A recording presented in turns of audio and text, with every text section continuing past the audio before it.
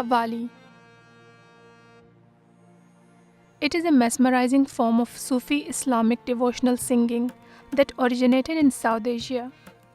It is the music of Sufism, also known as Islamic mysticism.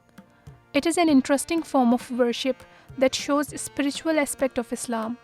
Once performed solely at Sufi shrines and dargahs, Qawwali has transcended borders to captivate audiences worldwide.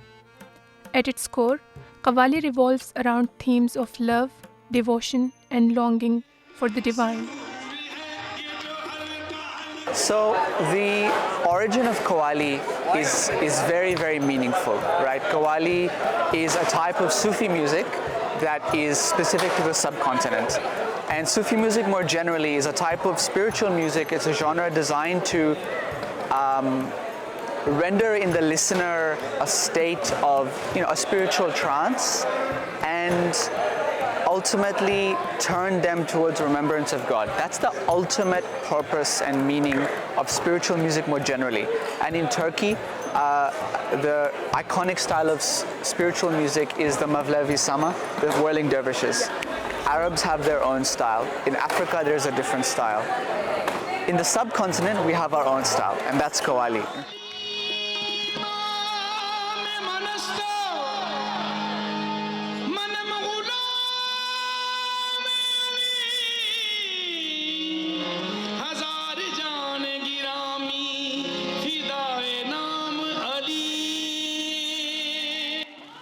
Sufi saint Amir Khusro is credited fusing Persian, Arabic, Turkish, and Indian traditions in the late 13th century to create Qawwali.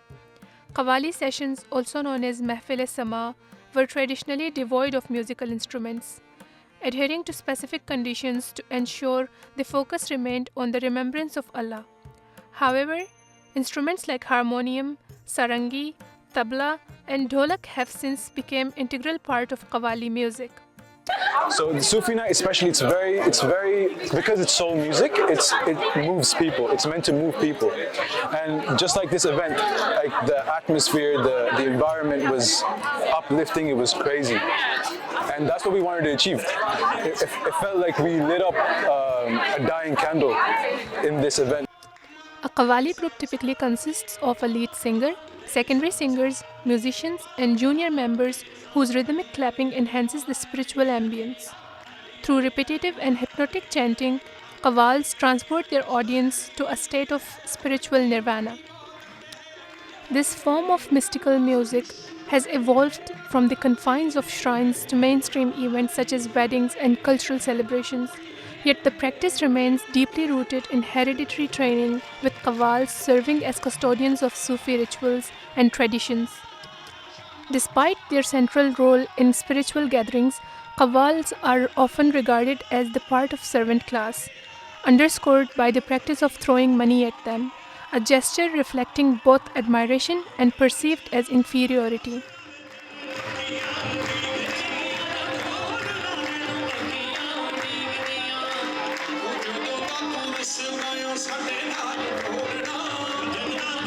Qawwali gained international recognition, exposure, and audience as of late 20th century through the work of Nusrat Fateh Ali Khan and Sabri brothers by live appearances at the World of Music, Dance and Arts Festival.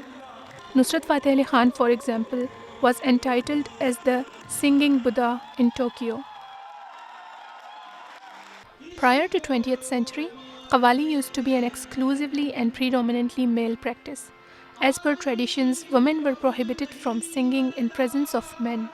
However, with evolving tradition, female mystical singers like Abida Parveen, who is one of the few mainstream female qawwal, has gained popularity and acceptance in this genre of music. This is just going back to the roots. It's like, it's just a very calming vibe because you would realize that it's not that fast, but there's a beat to it. So it's like, it's more like emotional, and I think it's really enjoyable. Like when you listen to it, it's like really, it brings out a lot of emotions, especially when you understand it. And then they wait for the beat to drop, and then you're like, oh, that phrase, and you're like, oh my God, that was a lot of emotions. Qawwali has become a global phenomenon, bridging between cultures and fostering international connection. Hence, Qawwali's enduring appeal lies in its power to unite and inspire through music and spirituality.